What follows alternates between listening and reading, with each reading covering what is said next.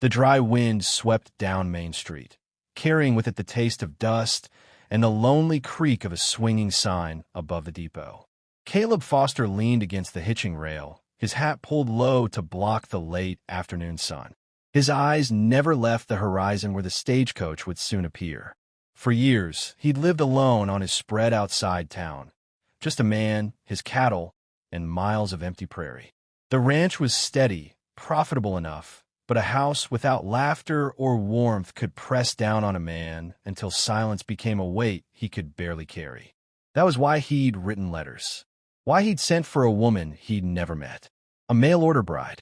A chance at companionship, perhaps even love, though he hardly dared dream so boldly.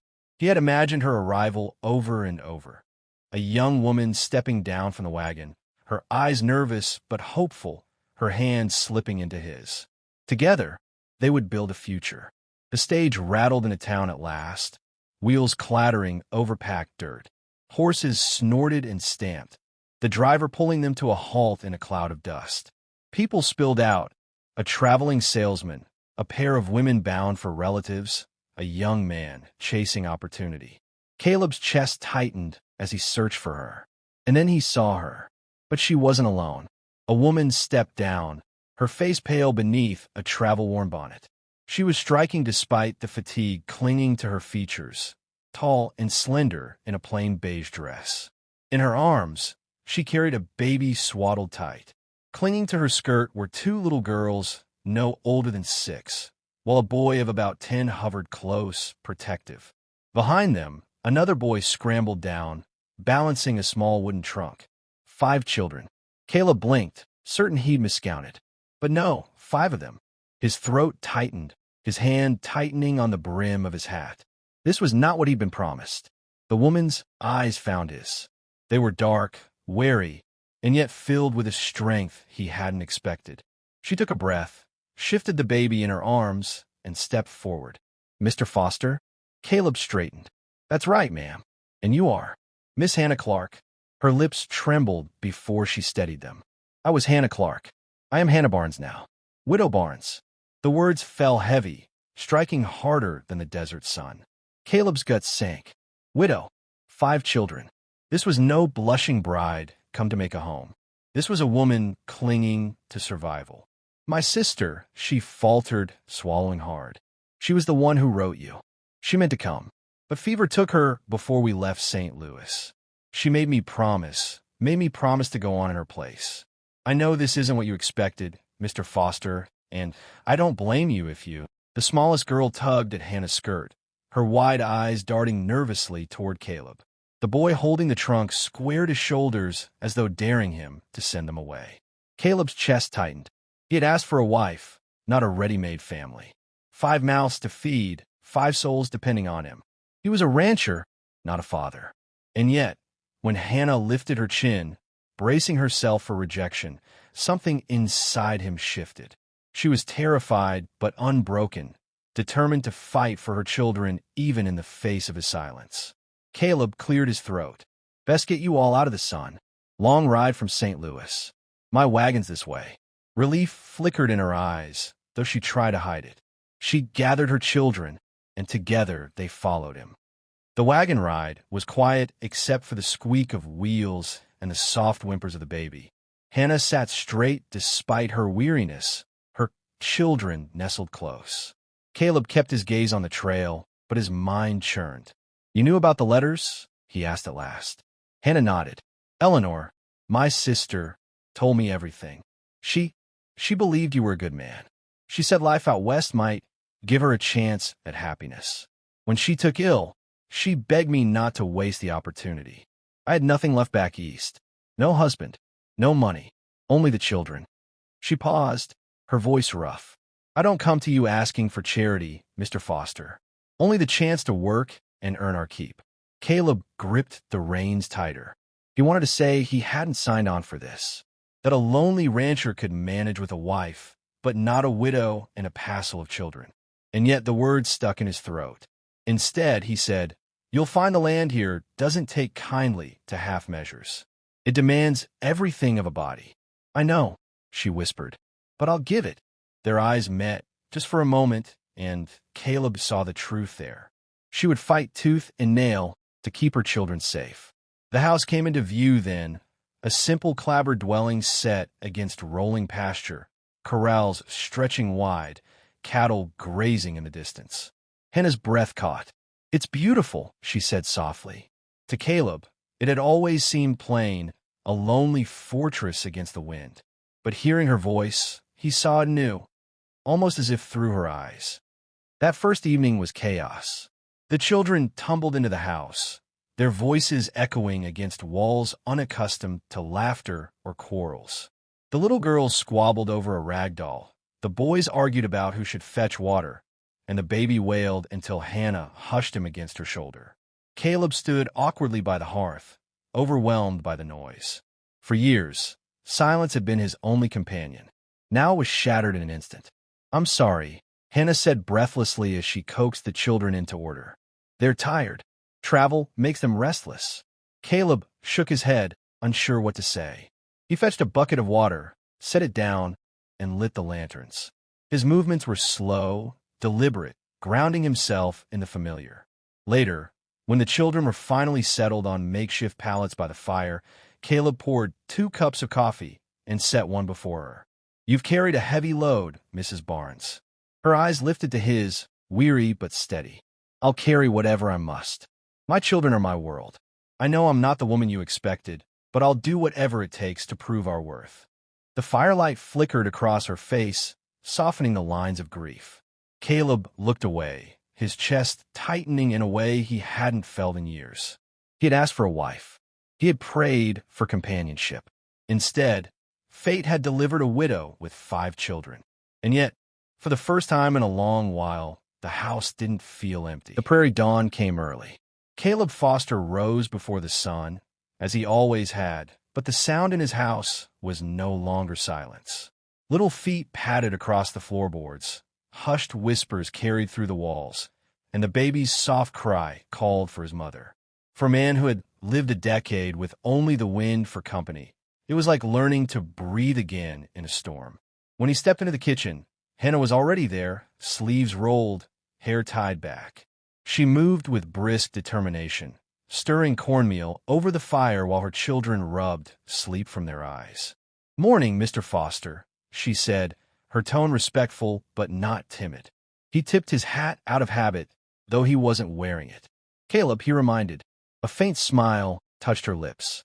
"Caleb, then." The children gathered at the table. He noticed how Thomas, the eldest boy, helped his little sisters, cutting their portions before taking his own. Caleb watched the small act of responsibility and nodded slightly. Maybe the boy had more grit than most men twice his age. The weeks that followed pulled them all into a rhythm neither expected. Caleb worked the ranch as always, but now he had Thomas trailing after him. At first Caleb waved him off. "This ain't play, boy," but the lad's stubborn jaw reminded him of himself. So he showed him how to mend fence wire, how to drive posts straight, how to move cattle without spooking them. "You'll do," Caleb admitted one afternoon, handing him the hammer. Thomas's chest puffed out with pride. Back at the house, Hannah managed the chaos of 5 children with a quiet strength Caleb couldn't help but admire. She scrubbed and mended, planted a kitchen garden, and taught her girls to stitch while rocking the baby on her knee.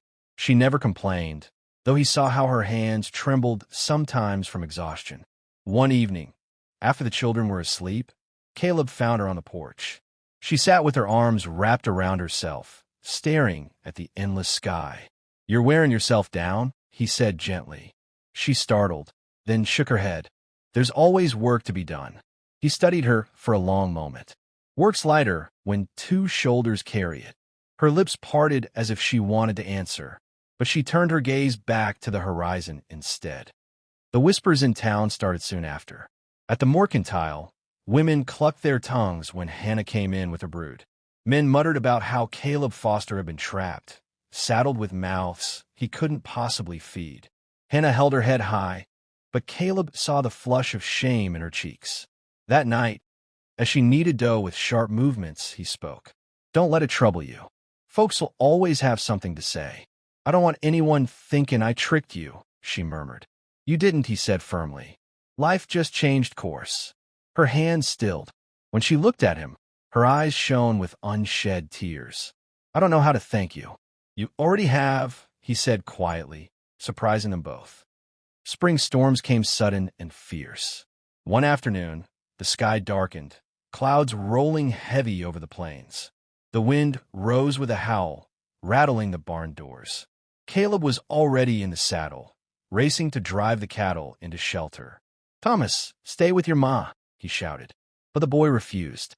Lightning flashed as Thomas fought beside him, pushing stubborn cattle through the gate. Rain lashed down, soaking them to the bone, but together they forced the last steer into safety. Caleb gripped the boy's shoulder. You've got grit, he said, pride cutting through his exhaustion. When they stumbled into the house, dripping and shivering, Hannah rushed to them. Her relief was so fierce it nearly broke her voice. You could have been killed, she whispered, her hand lingering on Caleb's arm. Not today, he said with a crooked smile. Something unspoken passed between them then, warm and fragile, like a flame sparking in the dark. The months rolled on. The garden flourished, calves grew strong, and the children's laughter filled corners of the house long barren. Caleb found himself lingering inside more often, listening to Hannah's soft humming as she sewed, watching the baby's tiny fist curl around his finger. The ranch no longer felt like a fortress of silence. It felt like home, but one truth remained. He and Hannah were not husband and wife. They lived under one roof out of necessity, not vows. The town whispered, and though Caleb didn't give a damn for gossip, he knew Hannah did. It was Thomas who finally forced the matter. One evening after supper, the boy spoke bluntly. Mr. Foster, are you going to marry Ma? Hannah nearly dropped her cup. The girls gasped, and even the baby stilled as if sensing the weight of the question. Caleb set down his fork slowly. That's a bold thing to ask. Thomas squared his shoulders. We like it here, but Ma needs someone. And so do you, Thomas. Hannah's cheeks flushed crimson. That's not your place. But Caleb's gaze stayed on her. She wouldn't meet his eyes, her fingers twisting in her lap. Maybe the boy's not wrong, he said softly. A week later, he asked her proper. They stood by the corral at dusk, the sky ablaze with gold and rose. Caleb turned his hat in his hands, searching for the right words. Hannah, he began, his voice low, I never thought this is how it'd be. I wanted a wife. Instead, I got you, and 5 little ones besides. Weren't what I expected, but it's what I need. You've brought life into this place. Into me. I'd be honored if you'd be my wife. Her eyes filled, her breath catching. For a long moment, she simply looked at him, the man who had given her children safety, who had carried burdens without complaint, who had offered quiet strength when she thought she had none left. At last she whispered, Yes, Caleb, yes. From the porch came a chorus of cheers. The children had been listening all along. Hannah laughed through her tears, and Caleb, for the first time in years, laughed too. Their wedding was simple. Just the preacher, a few neighbors, and the wide prairie sky as witness. Hannah wore a plain calico dress, her children standing proudly at her side. Caleb's hand was steady as he slid a ring onto her finger. When the vows were spoken and their lips met, it was not just the beginning of a marriage. It was the mending of 2 broken lives into something whole. The town gossips still talked, but Caleb no longer cared. He had prayed for a wife to ease his loneliness. Instead, he had been given a family. And as the sun dipped low over the endless plains, he realized it was more than he'd ever dared hope for.